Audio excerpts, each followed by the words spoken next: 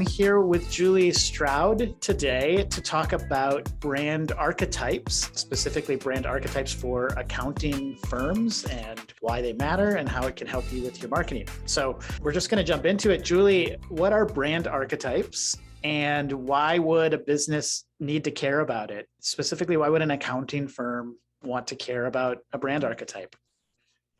So brand archetypes is similar to personality profile in a way. So it gives business the same concepts of understanding, such as, a personal personality profile gives us. So we understand our brand better and how to show up and how we interact with our customers. So with a personality profile, are we talking about the personality of the accounting firm, or are we talking about the personality of their customers? How do those ideas interact? That's a great question, and it's a common question because it can be a little layered and sometimes a little confusing. But the reason why we want to do this is because it personifies the whole interactions that we have in business. So the concept being, how do we want to show up for our customers? What does our customer expect of the brand? So for a company to determine what their brand archetype is, it all begins with understanding your customer. When we're really clear on what our customer needs and why they're coming to us for what solutions we offer them, when we really understand what their motives are, and we know our customer almost as good as we know our best friend, then we can determine what the archetype should be for our brand. And when we do this, we're creating resonance. So the ideal customers understand what we do, they enjoy it, they want to buy it, they want to tell their friends about it, and they follow this brand because the brand winds up becoming the way that they can achieve their aspirations. And then you've got brand loyalty. Okay. Does that make sense? Yeah, it makes sense. So with a brand archetype, is this the same thing as a brand voice, like the figuring out how, the tone and the types of things that you communicate to your clients, or would you differentiate there? When you know your brand archetype, it informs how your brand looks and sounds and all the different senses. So if your accounting firms and so forth have customers coming in with a waiting room and so forth, you also want to think about your furnishings. If you've got aromatherapy, if you have snacks, do you serve coffee or sparkling water? All those things. It's a way of personifying the brand and making the brand more human-like. Mm-hmm. So yes, first and foremost, it really does start to inform the words that you choose to explain your business. Normally, we start with the website and your presence online, but then it goes from there beyond just the words, all the senses. Mm-hmm. When you work with companies figuring out their brand archetype, is the process helping them understand who they already are, or is it more of a process of figuring out how they should be presenting themselves? So are we talking about kind of reinventing a brand, or are we just articulating something true that's already present within a company? Ooh, that's a great question, and not one I get asked very often. I would say it's really important to start with the customer. And the nice thing is, with an established business, you have a track record of who your typical customer is. So you've already got that data. And see what the commonalities are, and then really determine, who do you want to serve the most as well? What's a better natural fit?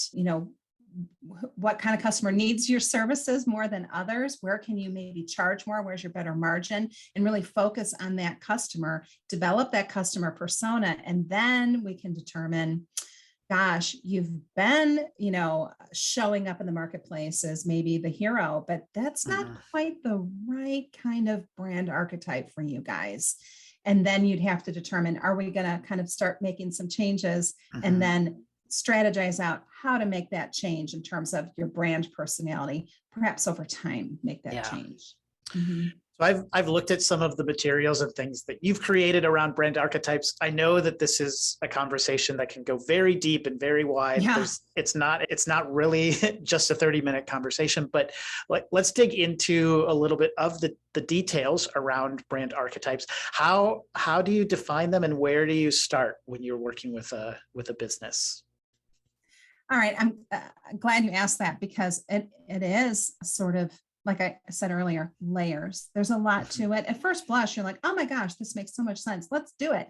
And then when you get into these conversations, you realize, wow, there really are a lot of questions and determinations. Then how do we implement this? So can I share my screen and show you a Yeah, couple of things let's do here? that. I think this will help a lot. So to determine what a brand's archetype is, like I said earlier, we want to take a look and dive deep really into the customer and what the customer's aspirations are, what they want, and what do they expect of the brand? How do they want that brand to interact and show up in their life? And so I ask a lot of questions there, and those are some good things to, for you and for your listeners, followers to be thinking of. But let's begin with like the simple axis. So I ask those questions, and then I start plotting on this axis where the answers really lie. So it's on the vertical axis, it's all about risk. So at the top end, would the customer want something that's lower risk? Are they a lower risk person? In which case, what they're really seeking is structure, guidance, control. They want their brand that they align with to guide them to safety. On the lower end of the vertical axis, this individual is more risk taking. And what they're really seeking is, they want to leave a legacy. They want to make their mark. And so what comes with that is challenges and, embracing the challenge. And they really want to achieve mastery and be great. So I would ask questions in terms of what kind of customer are they for an accounting agency? Do they want to avoid an audit at all costs? So they're willing to maybe pay more to have more services from their CPA to, lower that risk. But on the other end, perhaps the CPA's firm, the accounting firm, has clients who are like, I want to pay the minimum, taxes possible, and let's take every single line item we possibly can. So they're going to, be more of a risk taker in order to, avoid those taxes. So that would kind of indicate where your customer falls, and perhaps then indicate how the brand wants to show up for that customer. Okay, then on the horizontal axis, we have where are you on the social attitude scale. So on the right side here, I have, are they more independent, your customer? Are they more interested in exploring life's journey? Do they like to learn? Are they seeking fulfillment? Are they more of an explorer? But then on the other side of the spectrum, on the left side, we have, is your customer more interested in belonging? Are they interested in pursuing connection? Are they very extroverted on the social attitude scale? So those people are, more about enjoying life, levity, having fun, and a lot of community going on there. So I like to help my brands that I work with, my clients, figure out, what their predominant archetype is, and then a secondary archetype, which adds a little bit more humanity to the brand and a little bit more tone of voice. Yeah. So let me ask, you've got an accounting firm. I think often their role is to provide safety for their clients, right? Make sure things are done right, compliance, the IRS doesn't audit. But their customer might be that like entrepreneurial risk-taking person. So the customer, that's how they see themselves, but they want someone to balance them out. So when you're thinking about a brand's archetype, are we looking for a way to mirror what the customer wants, or are we potentially in a situation where it might make sense to balance that out? So this risk-taking entrepreneur needs the stable, structured brand, and that's how it's positioned. Does that make sense as a question? Yes, it does. And this is where we start getting into the nuances of this, and it's not so cut and dried. But we don't necessarily want to go, well, our customers are, the outlaw. Okay. Our customers are like renegades, and they're out there to change the world. And there's maybe a little bit of anger behind what they're doing. And they're like the cowboys, So, but that doesn't mean then that our accounting firm needs to be an outlaw, but so it's not mirroring, like for like. it's resonating. Yeah. So perhaps the accounting firm might want to take on a little bit of that, maybe outlaw perspective, their secondary voice, but perhaps their outlaw client has gotten into trouble, Right. doing their own taxes and just taking, line item after line item on their tax returns. So perhaps what they're really seeking is, I need somebody to rein me in. So then they're looking for an accounting firm that might be in this quadrant up here that's going to give them the controls that they need. Yeah. So I work with a lot of accounting firms are positioned pretty generally, right? They work with a lot of different types of businesses. Usually they have a few different verticals. We work with restaurants, and we work with, home care agencies, or we work with auto repair shops, but they'll work with, all kinds of different businesses. So for a generalist firm, I don't know. I feel like there's a part of this conversation, we could almost map out, here's where a typical accounting firm is going to land, because they kind of work with everybody. And so you have to make guesses about what does the majority of the market want. And then I have some clients who are very narrowly positioned, and they know we just work with like engineer and architecture firms, or we work with creative agencies, and they're able to think more specifically about who that customer is. That customer probably has more distinct personality and needs and things like that. And so is that, when you're thinking about an archetype for a brand, is it important to have a narrow view of who your customer is, or can you just kind of choose a lane so that you can be distinct, even if your customer is more general? Those are a lot of questions all built into one, but what are your thoughts? Well, I like to tell people that we should know our customers like we know our best friend. But not, I said customers, what I really mean is customer. What's that one customer that represents the hundreds or thousands that you serve or that follow you? So we want to figure out, the compilation of all your favorite people to work with. That customer persona represents, your customer base, the people that you want to keep attracting and that you work best with, and that your products and services are, a good match for. So I think that's important to determine that ideal customer. And from there, that backs us into, okay, this is the archetype that we should be as the brand to resonate with that ideal customer. The risk, right, is that any business, an accounting firm, is just seen as one of many. They essentially don't have a personality. They don't have a way of showing up in the market that's any different. And so then they just get compared on things like, do I like the colors or the photo on the website, or do I, it's pretty flat in terms of what people see there. You mentioned, over and over again, this idea of resonance. There's nothing to resonate with. It's kind of, I don't know, maybe I'm thinking about this wrong, but when I think about archetypes, I think it's a way to really add personality and flavor and differentiation to a firm that may be typically seen as just one of many CPAs that could do the same job. And that's one of the risks we have in today's marketplace, because there's so many small businesses. So we totally need to differentiate. And then on top of that, I really advocate for some really strong branding so that your business just rises to the top. And it's not only rising to the top of an SEO search, but rises to the top in people's hearts and their minds. And they realize, this is the firm for me. As long as I live here, or as long as I have this business, or as long as I live, these people are filing my taxes because I get them and they get me. Can I show you another slide, which I think might help? Let's look at this. Yeah. So after you determine, where do you basically fall on this scale based on what your customers are telling you and how you want to show up in their lives too. That's the other side of this coin, is it's not only driven by what's the customer telling us they want from us, but how do we want to be for them? Once we kind of can plot this on the scale, then you can start figuring out even more from there, what's your personality. So we've got 4 quadrants then. So and it's all based on motive and desire.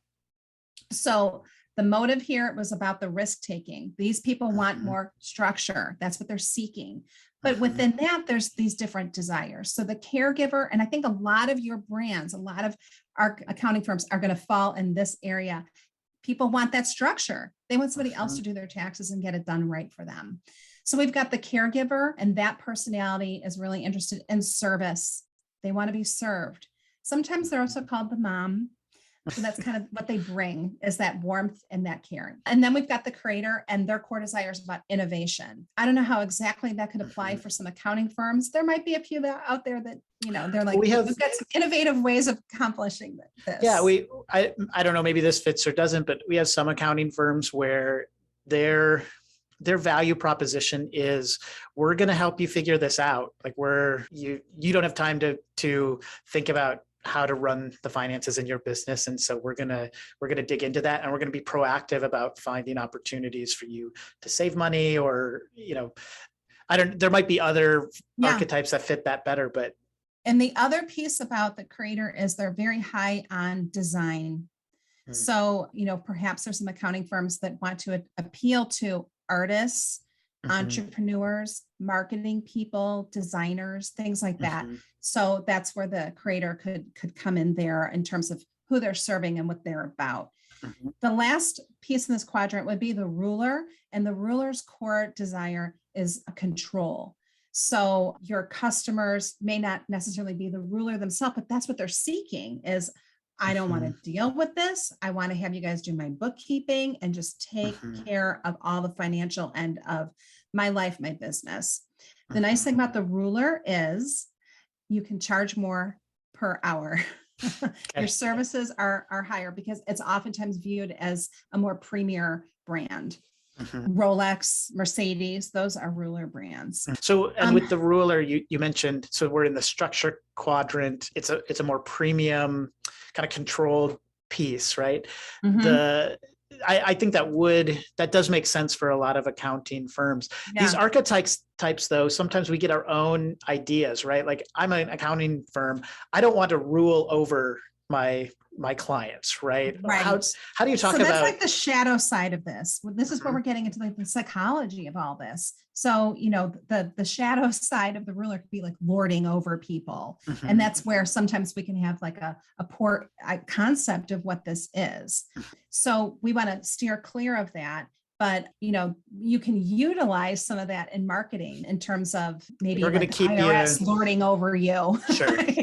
Yep. We're going to keep you in line, though. Like, we're going to keep you Right. accountable, and make sure things don't go off the rails. But the other side of the ruler is, like for an accounting firm, they can be talking about a concierge service, Mhm, things of that nature, white glove, we'll verify all the details.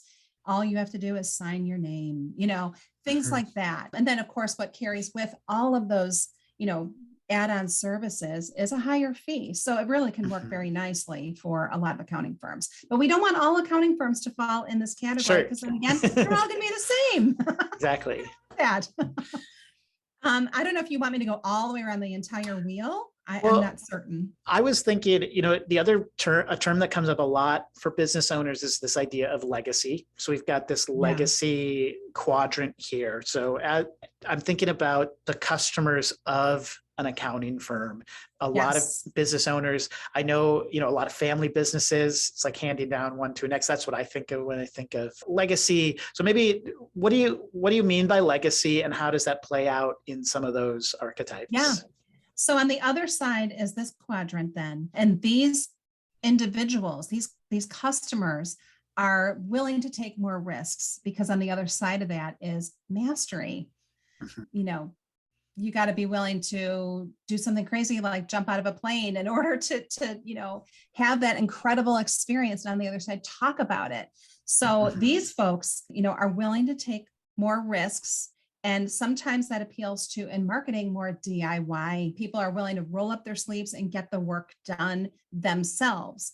mhm, Not always, but that can be one play in marketing mhm, these archetypes. So the hero, their core desire is mastery.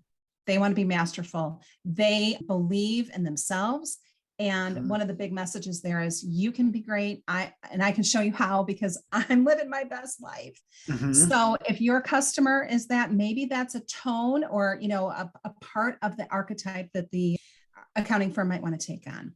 Now, the magician, their core desire is power.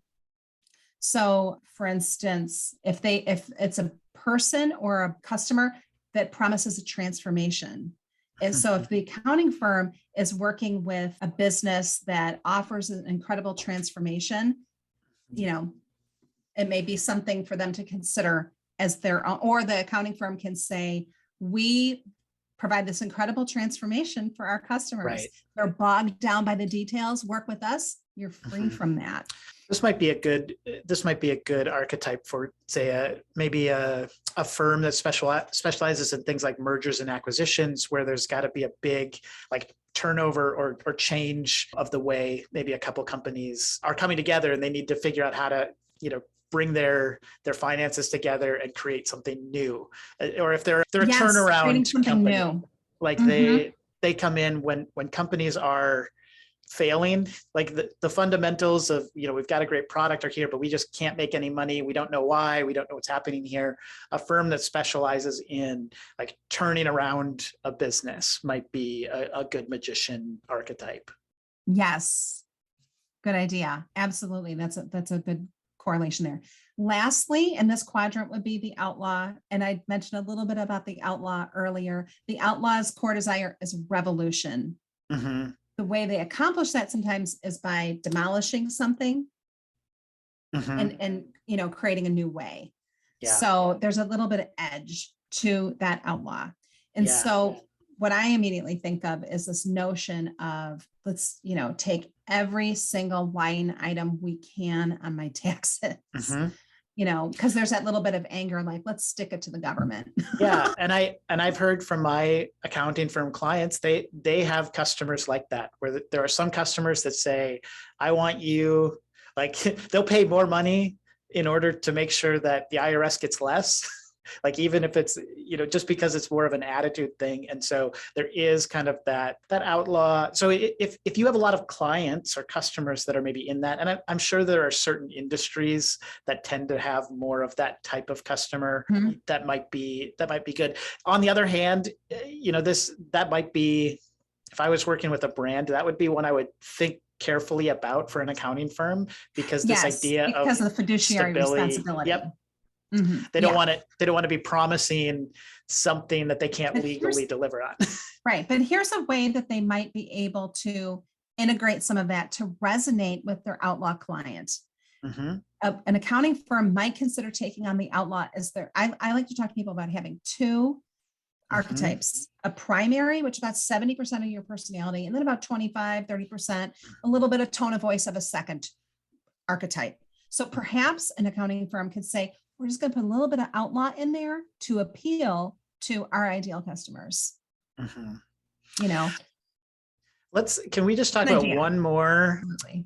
maybe not the full quadrant, but this idea of the like every guy, every gal. Yeah. I think a lot of business owners, especially in certain industries, let's say construction, contractors, are big in that area. Again, like auto repair, kind of more blue collar Yep. businesses. That can be a big, there's a lot of those little shops and Oh, businesses. yeah. And so a lot of Yeah. accounting firms have a good book of those types of clients. Talk through what that looks like, and maybe how an accounting firm might create resonance, with that sort of archetype. Okay. So the every guy, every gal, the every person, their motive is to connect. So they're more social, more extroverted. But in particular, the every person is interested in belonging. Sorry, I blanked out there. Mm-hmm. Belonging. They don't want to stand out. Mm-hmm. Which poses a problem in marketing Sure. sometimes if you're going to take on the every guy. But what if your accounting firm wants to resonate with the construction company and the every Main Street USA business? Mm-hmm. Okay. So that's the part that appeals to the every person is, we're neighbors, Mhm, we're friendly. We want to connect with you. Maybe they would do their taxes in mhm, person with them. It wouldn't all be done electronically. Something like mhm. we're never going to see you or bother you would not appeal to the every guy. Yeah. Okay. So, Chevy is an every person mm, brand. yeah, Yeah. what I think of is firms that have a really strong local presence, Right. rather than maybe a narrow niche of, we work with, restaurants anywhere in the country, or Yeah. we work with marketing firms or something like that. This would be, we work with small businesses in such and such county. That could be Yeah. a strong archetype All because the mom and that pops on Main local. Street. So this is super interesting conversation. What I kind of want to end with, what are the benefits? Like, why should a company go through this process? That's maybe part A of the question. And then part B is, how closely do you adhere? Once you've decided on an archetype, is this something you mentioned? It can permeate in a lot of different areas, but how do you go about implementing that or integrating it into your marketing and the way that you do business? Then after you have chosen, this is who we are as a brand, then Mhm, you want to take a look at all of your marketing collateral and the way the presence of the brand online. A lot of people think branding is the logo, but branding is so much more than your logo. I'm a brand strategist, but I'm not a graphic designer because there's mhm, so much to branding. You want to take a look at the substance of your brand, the internal part of the brand. What is the accounting firm's mission and vision, the business purpose, the words that you use for recruiting more staff, training those staff, so that the brand is true internally as well as what the general public sees and experiences. mhm, So it continues on until you sell the business perhaps, mhm. or until you retire and maybe close up shop. So it just continues on. And that's important too, because one other big element of marketing is the customer journey. We want that customer journey, from year to year, as they have an annual financial review, and then their taxes quarterly, and bookkeeping monthly, and all of the times they interact with the agency or the firm to be true, to be the Mhm. same experience again and again. So brand archetypes is part of brand strategy, and it goes on Mhm. forever. Let me let me pose one more question. I work with a lot of brands who have invested heavily in things like a website or the logo and the brand book, the style guide, without going through this sort of process of identifying who their brand archetype is. So they approach it more from like a visual branding perspective or something else. What's your advice to a company that feels like, we're kind of locked into this brand from a visual or the way that we've kind of presented ourselves in the past? We're not sure if it matches with our archetype or not. Do you have any advice for those sorts of situations? I don't think there's any reason to throw the baby out with the bathwater. Mm-hmm. There's never a wrong time or a better or more ideal time to address this. Mm-hmm. There might be some instances where you're realizing there's a whole customer segment or a whole new way of providing services that we want to get into, or we're just tired of working with this kind of customer. Those are all Mm-hmm. signals, and it's time to engage with a strategist and start Mm-hmm. making some fresh decisions. And then you make these decisions and you start implementation over a period of time, Mm-hmm. but there's never a wrong time to dive deeper into more about who our customer is. Mm-hmm. I always say the more you know about your customer, the stronger your business is going to be. Yeah. And where does this all begin? On the whole topic of who's our customer and Yeah. what they're all about. It'll I think make your it's business a stronger business for sure. that's a great place to kind of circle back to and maybe end on, is this idea that when you understand your customer, you can understand your business better, because it is this kind of circular thing where you're understanding what is it that they need and want, what is it that we provide, and if as a brand you spend too much time just focusing on the services or the products that you're offering, and you're not talking to your customer, you're not engaging with what they actually need, it can be a lot of wasted effort. And so it always has to be this kind of circular, I don't know, I think of like an infinity loop of, customer Yeah. brand they inform each other back and forth. I mean, Well, in the end, marketing is communication back and forth. it So we is. just, between the customer and the business, or, the brand and, Right. the customer persona goes back and forth and back and forth. So the conversation never really ends. Yeah. It's not a monologue. It's a dialogue. Well, Yeah. this is great. Do you have any last thoughts? Let's say someone wants to start thinking through their archetype for their business. What are the first steps that they would take? Is this something they can do on their own, or should they be trying to find someone who can work with them on their brand archetype? Well, I love to read, and I love to always pass off a really great title for somebody. Mhm. So yeah, if this sounds interesting, one of the best books, actually I have it right here, The Hero and the Outlaw. Okay. By Margaret Mark and Carol S. Pearson. This is the Okay. Bible on brand archetypes. So if this is fascinating, it is kind of a thicker book, but it's not a hard read. This is a great place to start. And if you're reading this, you're thinking, this is really fascinating. I can see applications, and they do give examples of how to utilize this in marketing for your business. Then I would suggest that you get with a story brand guide and go through the process of clarifying your message. I've created tools and training for, within the story brand community. I'm helping other story brand guides really see how these two things fit together perfectly. So get with a story brand guide who can clarify your message, and preferably one who will take that message. Once you got that down pat, you're part of the way toward figuring out the brand archetype. And then we really can start honing the tone of voice for your brand. And then from there, the look, the feel, the experience of the brand. Yeah. Well, Julie, thank you again. This has been a great conversation. I think we'll leave it there. Where can we find you? Are you active online, social medias, those sorts of things? Thanks. Yeah. So I'm the owner of Bright Brand, BRIGHT brand.com. And I'm pretty active on LinkedIn as well at Julie Stroud, Bright Brand. Okay. Well, we'll talk to you later then. Thanks again. All right. Take care. This podcast, Marketing for Accounting Firms, is brought to you by Benchmark Growth Marketing, a marketing agency that helps accounting firms get more calls booked through their website. You can find us at benchmarkgrowthmarketing.com. Connect with me, Matt Banker, on LinkedIn.